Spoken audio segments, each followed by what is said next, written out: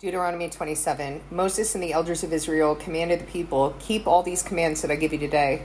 When you have crossed the Jordan into the land the Lord your God is giving you, set up some large stones and coat them with plaster. Write on them all the words of this law when you have crossed over to enter the land the Lord your God is giving you, a land flowing with milk and honey, just as the Lord, the God of your ancestors, promised you. And when you have crossed the Jordan, set up the stones on Mount Ebal, as I command you today, and coat them with plaster. Build there an altar to the Lord your God, an altar of stones. Do not use any iron tool on them. Build the altar of the Lord your God with field stones, and offer burnt offerings on it to the Lord your God. Sacrifice fellowship offerings there, eating them and rejoicing in the presence of the Lord your God. And you shall write very clearly all the words of this law on these stones you have set up." I think that's so interesting. I don't know what this is about, where it says, do not use any iron tool on them, but I do know one thing. Iron is used to describe Rome in the Bible, and Rome has definitely messed with the commands of God. So I think that's a little interesting. So, for example, they removed the second commandment against idolatry. You shall not make for yourself a carved image, any likeness of anything that is in heaven above, or that is in the earth beneath, or that is in the water under the earth. You shall not bow down to them nor serve them. Obviously, they do that. I mean, they have so many relics and statues and things like that. I mean, that's pretty clear. Especially when you have crosses with so-called Jesus dying on the cross and stuff like that. This is blatant idolatry. Anyway, no iron tool on them, huh? Very interesting. Then Moses and the Levitical priests said to all Israel, "Be silent, Israel, and listen. You have now become the people of the Lord your God. Obey the Lord your God and follow his commands and decrees that I give you today." On the same day, Moses commanded the people, "When you have crossed the Jordan, these tribes shall stand on Mount Gerizim to bless the people. Simeon, Levi, Judah, Issachar, Joseph, and Benjamin. And these tribes shall stand on Mount Ebal to pronounce curses. Reuben, Gad, Asher, Zebulun, Dan, and Naphtali. The Levites shall recite to all the people of Israel in a loud voice, 'Cursed is anyone who makes an idol, a thing detestable to the Lord, the work of skilled hands, and sets it up in secret.' Then all the people shall say, 'Amen.'" Okay, well, that iron representative, we already know she's cursed. "Cursed is anyone who dishonors their father or mother," and then all the people shall say, "Amen." "Cursed is anyone who moves their neighbor's boundary stone." Then all the people shall say, "Amen." "Cursed is anyone who leads the blind astray on the road." Then all the people shall say, "Amen." This is definitely describing counterfeit Christianity as well. So you should be able to recognize that, and you should not be joining yourself with it. "Cursed is anyone who withholds justice from the foreigner, the fatherless, or the widow." Then all the people shall say, "Amen." "Cursed is anyone who sleeps with his father's wife, for he dishonors his father's bed." Then all the people shall say, "Amen." "Cursed is anyone who has sexual relations with an animal." Then all the people shall say, "Amen." "Cursed is anyone who sleeps with his sister, the daughter of his father, or the daughter of his mother." Then all the people shall say, "Amen." "Cursed is anyone who sleeps with his mother-in-law." Then all the people shall say, "Amen." "Cursed is anyone who kills their neighbor secretly." Then all the people shall say, "Amen." "Cursed is anyone who accepts a bribe to kill an innocent person." Then all the people shall say, "Amen." "Cursed is anyone who does not uphold the words of this law by carrying them out." Then all the people shall say, "Amen." Deuteronomy 28. If you fully obey the Lord your God and carefully follow his commands I give you today, the Lord your God will set you high above all the nations on earth. All these blessings will come on you and accompany you if you obey the Lord your God. You will be blessed in the city and blessed in the country. The fruit of your womb will be blessed, and the crops of your land, and the young of your livestock, the calves of your herds, and the lambs of your flocks. Your basket and your kneading trough will be blessed. You will be blessed when you come in and blessed when you go out. The Lord will grant that the enemies who rise up against you will be defeated by you. They will come at you from one direction, but flee from you in seven. The Lord will send a blessing on your barns and on everything you put your hand to. The Lord your God will bless you in the land he's given you. The Lord will establish you as his holy people, as he promised you on oath, if you keep the commands of the Lord your God and walk in obedience to him. And then all the people on earth will see that you are called by the name of the Lord, and they will fear you. The Lord will grant you abundant prosperity in the fruit of your womb, the young of your livestock, and the crops of your ground, in the land he swore to your ancestors to give you. The Lord will open the heavens, the storehouses of his bounty, to send rain on your land in season and to bless all the work of your hands. You will lend to many nations, but will borrow from none. The Lord will make you the head, not the tail.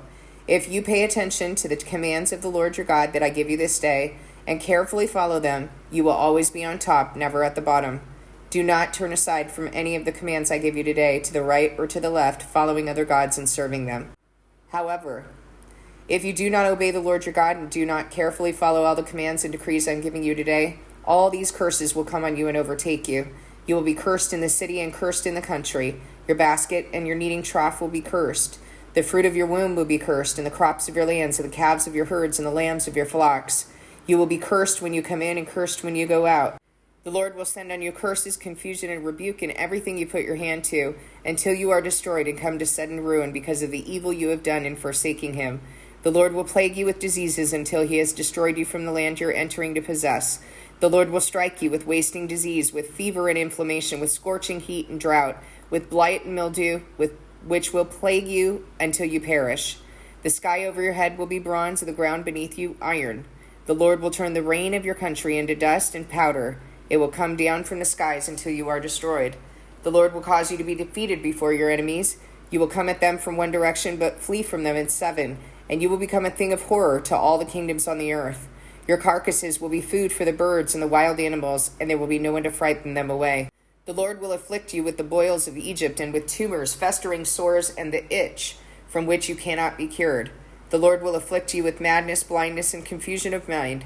At midday you will grope about like a blind person in the dark. You will be unsuccessful in everything you do. Day after day you will be oppressed and robbed with no one to rescue you. Now listen to the judgment that God brings on people. Are these things that we have some sort of explanation for? Are these things that we tend to victimize people even further by pretending like they've just had a bad lot in life, or they have some sort of medical diagnosis that's not their fault? Because if you understand that God is sending these things, then you understand what the solution is, and the solution is to return to him. But if you don't understand and you won't take responsibility and you won't acknowledge and accept personal accountability, you're never going to heal, you're never going to understand, you will not be saved.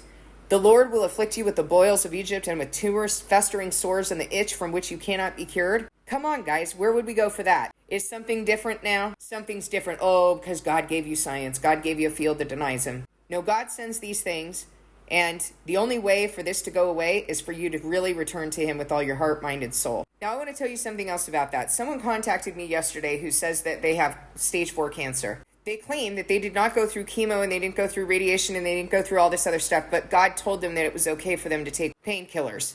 How is that? God said don't do any of this other stuff, but he said take painkillers. Where is that precedent in the Bible? So God said don't go to this evil field for anything else but to anesthetize yourself. And the person got angry with me because of what I speak, because I speak the truth. And they wanted me to justify them. And I can't justify you anyway, but I'm going to continue to speak the truth. Doesn't matter what, it doesn't matter how mad you get. Now, let's think about this for a moment. So God is sovereign enough to send this to you, tells you not to go to medicine, to do chemo or radiation or whatever else, but he tells you go ahead and take painkillers, like as though God is not sovereign to take it away. What in the world are people talking about? Who are they hearing from? Because I know God didn't give you permission for that. I know that God will heal you if you actually return to him. I also know that I'm not supposed to be justifying what you're doing, and that you can go ahead and get mad.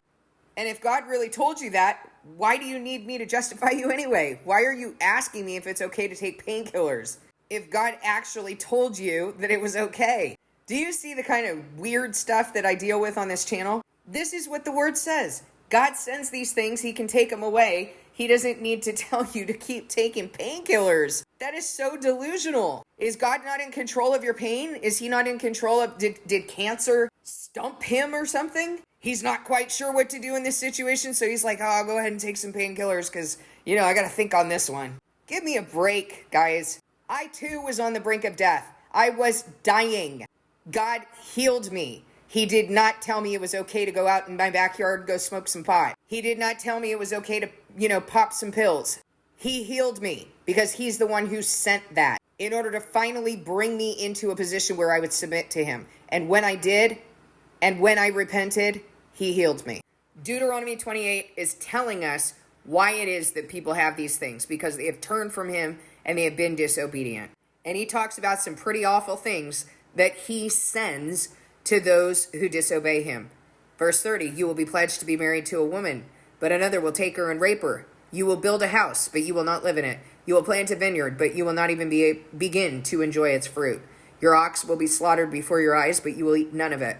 Your donkey will be forcibly taken from you and will not be returned.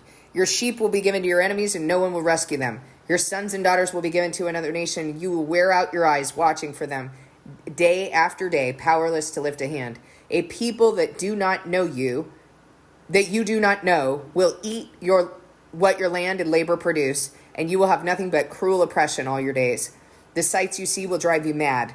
The Lord will afflict your knees and legs with painful boils that cannot be cured, spreading from the soles of your feet to the top of your head. The Lord will drive you and the king set over you to a nation unknown to you or your ancestors. By the way, that happened. That happened to Zedekiah. There you will worship other gods, gods of wood and stone. You will become a thing of horror, a byword, and an object of ridicule among all peoples, where the Lord will drive you. So God is warning the Israelites before they even enter the land. This is what's going to happen. You will sow much seed in the fields, but harvest little, because locusts will devour it. You will plant vineyards and cultivate them, but you will not drink the wine or gather the grapes, because worms will eat them. You will have olive trees throughout your country, but you will not use the olive oil, because the olives will drop off. You will have sons and daughters, but you will not keep them, because they will go into captivity. Swarms of locusts will take over all your trees and the crops of your land. The foreigners who reside among you will rise above you higher and higher, but you will sink lower and lower. They will lend to you, but you will not lend to them. They will be the head, and you will be the tail. All these curses will come on you. They will pursue you and overtake you until you are destroyed, because you did not obey the Lord your God and observe the commands and decrees he gave you. Okay, so when these things happen, should we think, oh, these people are victims? We need to set up social programs for them. We need to implement legislation to absolve them of all personal responsibility for what God did. Is that helpful? Is that helpful? Because that's what we're doing in this country. They will be a sign and wonder to you and your descendants forever, because you did not serve the Lord your God joyfully and gladly in the time of prosperity. Therefore, in hunger and thirst, in nakedness and dire poverty, you will serve the enemies the Lord sends you. He will put an iron yoke on your neck until he has destroyed you. Until he has destroyed you. The Lord will bring a nation against you from far away, from the ends of the earth, like an eagle swooping down, a nation whose language you will not understand, a fierce-looking nation without respect for the old or pity the young. They will devour the young of your livestock and the crops of your land until you are destroyed. They will leave you no grain, new wine or olive oil, nor any calves of your herds or lambs of your flocks until you are ruined. They will lay siege to all the cities throughout your land until the high fortified walls in which you trust fall down. They will besiege all the cities throughout the land the Lord your God is giving you. Because of the suffering your enemy will inflict on you during the siege, you will eat the fruit of your womb, the flesh of your sons and daughters, the Lord your God has given you. Even the most gentle and sensitive man among you will have no compassion on his brother or the wife he loves or his surviving children, and he will not give to any one of them the flesh of his children that he is eating. This is pretty bad judgment. It will be all he has left because of the suffering your enemy will inflict on you during the siege of all your cities. The most gentle and sensitive woman among you, so sensitive and gentle that she would not venture to touch the ground with the sole of her foot, will begrudge the husband she loves, and her own son or daughter, the afterbirth from her womb, and the children she bears. For in dire need she intends to eat them secretly because of the suffering your enemy will inflict on you during the siege of your cities. If you do not carefully follow all the words of this law, which are written in this book, and do not revere this glorious and awesome name, the Lord your God, the Lord will send fearful plagues on you and your descendants, harsh and prolonged disasters, and severe and lingering illnesses. He will bring on you all the diseases of Egypt that you dreaded, and they will cling to you. The Lord will also bring on you every kind of sickness and disaster not recorded in the book of the law, until you are destroyed. You, who were as numerous as the stars in the sky, will be left but few in number, because you did not obey the Lord your God. Just as it pleased the Lord to make you prosper and increase in number, so it will please him to ruin and destroy you. You will be uprooted from the land you are entering to possess. Then the Lord will scatter you among all nations, from one end of the earth to the other. There you will worship other gods, gods of wood and stone, which neither you nor your ancestors have known. Among those nations you will find no repose, no resting place for the sole of your foot. There the Lord will give you an anxious mind, eyes weary with longing, and a despairing heart. You will live in constant suspense, filled with dread both day and night. Never sure of your life. In the morning you will say, if only it were evening, and in the evening, if only it were morning, because of the terror that will fill your hearts and the sights that your eyes will see. The Lord will send you back in ships to Egypt on a journey I said you should never make.